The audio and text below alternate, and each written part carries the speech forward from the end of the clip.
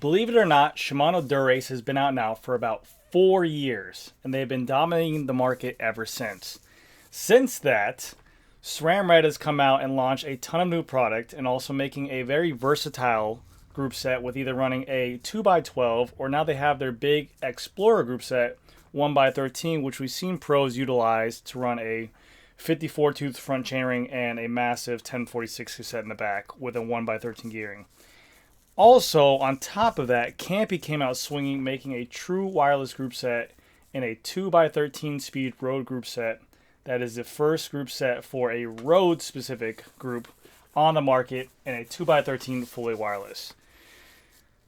And believe it or not, Shimano Dura-Ace is still up there competing, but they're just old. So there has to be a group set coming out. It must be in the mist. It could be, possibly, maybe this year, but I do not think so. If anything, my predictions is it could be the beginning of next year, and we'll talk about that in just a second. But in this video, we're going to talk about what I would like to see from this new group set, talk about all the things that Shimano is still doing really great, because I have Shimano Ultegra on one of my bikes, I have Shimano Dura-Ace on one of my bikes, I have Shimano 105 Di2 on one of my bikes, and I still, to this day, really do think that the Shimano group sets on these bikes are some of my favorite group sets. So we'll talk about that in a second. We'll talk about the things that I don't like on these group sets and what they need to improve on. And, kind of just a wish list. So hopefully you guys enjoy. So now, the reason for this is I've done a video on this in the past, is back in the day, about a year ago, May 8th, 2024, leaked Shimano patent hinted at a 13-speed fully wireless group set. And although Shimano right now is still going ahead and praising, we see this all the time in the cycling industry, they're praising that a dedicated battery connected to the rear derailleur and the front derailleur is the way to go. They don't believe in the wireless batteries right now, and everything is perfect until it isn't. And we see this all the time in the bicycle industry. Climbing bikes are king, aero's king. This is king, that's king. So it's always the best until it's not. So as much as Shimano wants to go ahead and sit there and say that their battery is a bigger battery, it provides better battery power as well with a connected link wired to the derailleur to the battery. Consumers want fully wireless. I know bike shop mechanics want fully wireless. And I think it will just make building these bikes up much more easier in the future. It's not have to worry about housing a battery, running these two Di2 wires, and there can be better innovation for the whole entire industry. So this came out, a patent that got linked in May 8th of 2024 of a 13-speed Shimano, what looks to be Dura-Ace, rear derailleur. And it seems to be following a similar suits to their brand new wireless GRX, their brand new wireless XT, and their brand new wireless XTR that they brought out to their gravel bikes and mountain bikes. They have a battery housed inside this little area right here. You're going to be having a 13-speed group set, which will bring it to a 2x13, which will give you a total of 26 gears. You can see right here, there's a little battery insert port right here. And you'll be able to go ahead and charge the batteries independently and maybe swap them back and forth from the front derailleur and rear derailleur of what they're saying. That is... I mean, we're always here. We're always here in this marketplace. When we had, I've been in the industry for 15 years. When you had 10 speed, you're like, why do I need 11 speed? When you had 11 speed, why do I need 12 speed? Now, when you have 12 speed, why do you need 13 speed? I guess it's just a range of gearing. And by all means, where I ride at in Florida, I say this all the time, I ride 33 miles, which is about 45 kilometers, or whatever it is. We have an elevation gain of 200 feet. So I don't care what cassette I'm using. I usually go for the smallest cassette anyways. But there are certain applications where people need a larger cassette in this total gear package that they want out there. But I really do think that Shimano needs to go wireless to keep up with the market, no matter what their ins and outs say. Now, seeing the new Shimano GRX and the new Shimano XT and XTR, they cannot release that GRX derailleur, or they cannot release their wireless Dura-Ace derailleur and be the same size as that GRX, because that is a robust, bulky rear derailleur. Shimano GRX wireless. It is it's a sleek-looking derailleur for a... Oh, my head's in the way. It's a sleek-looking derailleur for a gravel bike, but yeah, that thing is massive and bulky, and it needs to be worked on for sure for a road group set. So I think they're going to follow the same application. I think they're going to follow the same battery pack storage situation, but it needs to be brought down a ton to go ahead and be competitive in this as well. And Shimano, this Dura-Ace, as much as all these other group sets have come out after this Dura-Ace 4 years later, you know, SRAM Red has been launched a year ago, Campy just came out recently, their weights are still very competitive. Now, they're heavier as a stock group set, but I don't run their cranks, which we'll get into in just a second, because they are so heavy. Shimano's cranksets have been the exact same cranksets for like 15 years or so. Still running a 24 millimeter steel spindle on there, and they're heavy. So I swapped that out to a third-party crankset. I've even done builds with a SRAM Red crankset, and when you do that, it is crazy how much lighter the Dura-Ace is compared to a SRAM Red or the Campy builds, because of the fact that they don't have these massive, robust rear derailleur and front derailleur carrying an independent battery on there. You're able to save weight on there for sure. But the cranks as a whole, I think they need to be replaced for sure, because of the fact that they need to do something carbon fiber. It's 2026. You need a carbon fiber crank. You can keep your 24 millimeter spindle. I think it's great. It's a great platform, but you need to have a carbon fiber spindle, and you need to make an update for it. The one thing that the Dura-Ace and Ultegra have going for them is aesthetics. Their cranksets look phenomenal. It looks like jewelry, but in terms of performance, not performance, in terms of weight, because they still perform. They're still great. But in terms of weight, people want lighter stuff. And also, we all know how Shimano owned power meters are. There's a ton of articles out there saying that they're inaccurate, they're inconsistent. They need to step up a bit, and they need to work on that, because if they want to deliver these group sets to riders ready to go, SRAM is paired with Cork, Campy's paired with SRM. They have a ton of different power meters out there that are way better, and the Shimanos are just way too inconsistent on there. So they need to make an upgrade to that. But if you go to a third-party crank, SRAM Red, Cybre, THM, whoever you use, SRM, you're going to save on average up to 150 to 200 grams right there, which is almost a quarter of a pound, just by going to that crankset. So it is crazy, the difference between the two group sets there. Now, while we're on the topic of talking about what I want and don't want for a group set, their rear derailleur is one of the best rear derailleurs on the market. It shifts flawlessly. It shifts fast. It's dead quiet. It works really, really well the way they pair it together. I don't even think I need a 13-speed cassette right now, being in the place that I am at. Back in the day, we used to run the 10-speed group sets, the Shimano Dura-Ace, with the 1121 straight block cassette.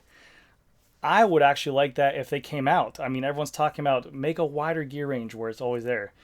Make a group set specific for flat and aero and straight. I guarantee you, as much as people don't like to think this, I know there's a majority of the country needs cassettes in there, but make a cassette and make a rear derailleur specifically for flat that you can run on a TT bike, that you can run on these high-end aero builds that we do all day, like a cassette, then a 13-speed, an 1123 or something like that, and a straight block all the way through, and you need to run a specific derailleur with a shorter cage on there.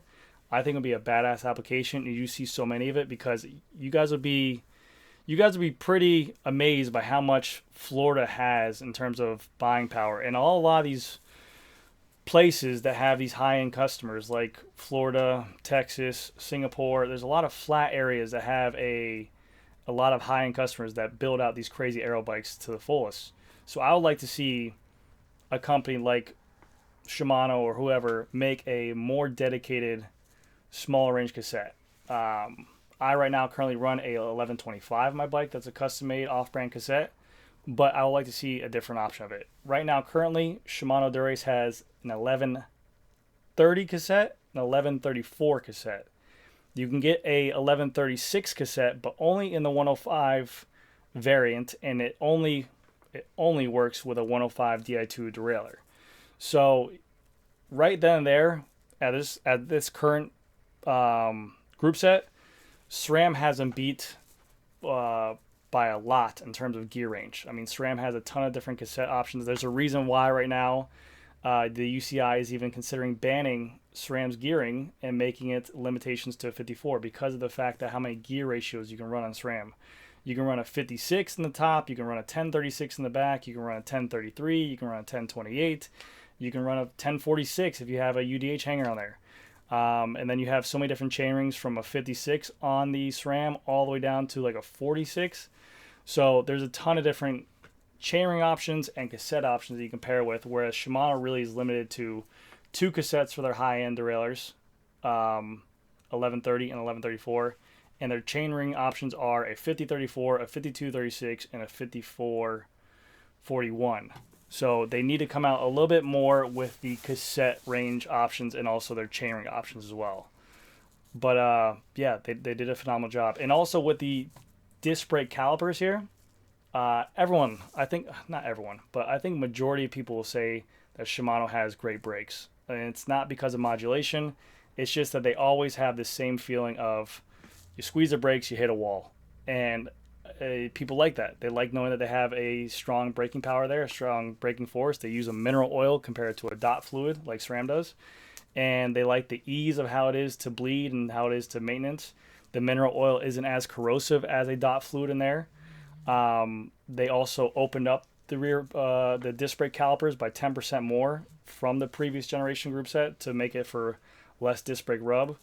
And obviously, once your disc brakes squeal, no one likes that, but if they're working perfectly and you don't contaminate your disc brake pads or your rotors, then I think Shimano has a really good stopping power for that. Which brings me to my next jump point, is to the shifters. Now, a lot of people are saying that SRAM came out with their shifter ergonomics, and I have a SRAM Force bike build with a brand new SRAM Force on there. I do like the shifter ergonomics a lot. I do like the braking on there a lot. They changed it to that one finger braking. They changed how the plunger is inside the hoods right there to make it a much more efficient braking system on there. But Shimano hoods, to me, I don't know what it is, still feel really good. Their shift shape, I like how tall the hood is on itself, that you can go ahead and find yourself grabbing the tops of them for an aero position. If you want to tuck down a little bit more, you can rest the bottom of your hand on this part right here, and then you can grab a hold of those bolt horns right there. Whereas I feel SRAM took away that position, and you can't grab onto them as much as they were. Shimano also has their bonus buttons up here that can control your Garmin pages, or you can program in the app to go ahead and change your rear derailleur shifting. Like I have on my bike, I have them set up to I can shift while riding in that aero position and shift my rear derailleur back and forth, which is pretty cool. But I agree that the bonus buttons should be changed to the inner of the shifter hoods because they are easier to touch. They're easier to manipulate, and I like it there. And with them being right there, I'm able to keep my hands in the hoods fully. I don't have to remove my hand to the shifter blade to change it. I can keep my hands firmly planted, have control of the brakes. If I'm in a group ride, if I'm on someone's wheel or whatever it is, I have full confidence of my biking ability, and I can change my gears up and down, back and forth really good. But I love the canter of the brakes, and I love the canter of the actual shifter ergonomics as well. I don't know what they need to do to it. I mean, I like how the shifter hoods are now. Hopefully they don't make them as aggressive as GRX shifter hoods, and this is where the bicycle industry gets all preference and perspective and how you like things. I like that shifter hood ergonomics. I ride pretty much like a Ninja Turtle on there. I got 2 fingers on the top, 2 fingers underneath, and that's I saw Tadej Pogacar do it, and I was like, oh, let me try it. But I like how that feels for me. It's a really good feel right there, like that. See, just like that. 2 fingers underneath, 2 fingers on top. I feel like I get a better grasp of it, and I have easier control. I can squeeze the brakes in there. They did a really good job there. And then this is the kind of the aero position I was talking about, where you can kind of just rest your hands on there as well, on there. But the shifter hoods themselves, not bad at all. I don't want to see a GRX hood on there. I don't want to see a massively long shifter hood on there that's going to have to compensate your stem. If you ride a 120 stem, the shifter hood now is 10 millimeters longer. You have to go ahead and compensate by bringing it down. I think Shimano has a really good shifter hood design there. But those are my kind of predictions for what they're going to do to these group sets. I do think they're going to be independent batteries on there. I think it's going to be fully wireless. I think they're going to have more gear ranges as well. The brake calipers are almost perfect. There's only so much you can do to the brake calipers themselves. The shifter hoods I like. Maybe change it a little bit, slightly, with changing the bonus buttons there. Who knows in there. But yeah, and the reason why I think that it's not coming out anytime this year is because we're seeing stuff like this you're seeing a ton of sales and a ton of blowout items of still leftover Ultegra group sets, 105 group sets, even Dura-Ace group sets. Obviously, they're trying to move it to make way, but I do think that there's still a good amount of these group sets left in the market. Not just from consumers not buying them as much. I think it's a lot of leftovers from that COVID time still of manufacturers that opened up bicycle companies that now have leftover of these parts flooded, because when you buy this type of stuff for this deal, you get it in brown bags. You don't get it in the boxes or whatever it is. You usually get in like Ziploc bags, production bags, and like it's usually manufacturer bikes on here. So I just think that there's still a lot left flooded, and Shimano doesn't want to release anything yet to go ahead and flood the industry and have all this stuff on closeout, because that's a crazy deal for Ultegra Di2. That is an insane deal for a solid group set that it will perform for a long time. A very, very, very, very, very, very good deal. And last but not least, pricing. I think Shimano is going to come out very competitive. I think the Dura-Ace flagship is still going to be in the range of SRAM Red and Campy, but I do think it'll be the cheapest of all three. I think Ultegra as well will be even cheaper than what SRAM Force is. And I think that 105 is going to be much cheaper than what it originally was priced at before. I think Shimano 105 Di2 when it first came out was like $2,000 retail. I think they're going to have, I don't think that they're going to launch the new Dura-Ace with the 105 and Ultegra, but I think in the future that the 105 will be priced much cheaper. And I can even see them going with a Shimano Qs and making like a crazy entry-level Di2 and just keeping it a 12-speed on there for like a stupid amount of money. So we'll see. But what I'm foreshadowing is the Dura-Ace will launch, let their flagship group set go out first, get people who want to upgrade from the Ultegra buy the Dura-Ace, the people who have the Dura-Ace buy the new Dura-Ace, and let that simmer down for about 6 to 8 months, and then maybe you'll see a launch of the trickle-down technology to this type of stuff. But I'm hoping for it soon. It's always nice, but we're almost getting to that point. We say every single time a new group set launches, the redundancy of how many more gears do you need. I mean, people were literally riding the Tour de France with 10 speeds back in the day. Lance Armstrong was riding with like 9 or 10 speeds on there. So more gearing just makes it a little bit better. But also, whenever you have more gearing, you can just create more problems in your own head of people saying, like the 12-speed stuff. I'll give you examples of customers. They're like, when I'm riding and I back pedal, sometimes it'll skip in the back. And Shimano and SRAM both say this. Well, they ramp their cassettes to shift better under load when pedaling forward. So it shifts better on the load. They want to ramp going up to go ahead and help with shifting. If you backpedal, it's doing the opposite, so it's going to jump around there. They designed these cassettes to go ahead and help shift better under load in the forward pedaling motion. So, yeah, trust me, I get a lot of customers that always have some kind of excuse. But those are my predictions for the new Dura-Ace. I'm excited to see it because I'm an industry nerd and I like it, but I don't think Shimano needs to do a lot. They have, like I said, Shimano's been lining this up for years. They're almost like the Apple of the bicycle industry. They come out with a carbon fiber crank that literally has been on the market with SRAM and Campy for the longest time. People are going to blow their nuts. They'll be like, holy cow, carbon fiber crank? And then they just make it wireless. They're going to be like, yeah, you know what we did? Wireless. And everyone's going to be like, oh my gosh, wireless has been out forever, but no way. And yeah, they really don't have to do a lot to go ahead and entertain people. So I think it'll be a good group set. So anyways, guys, let me know what you guys think down below in the comment section. I'll see you guys in the next video.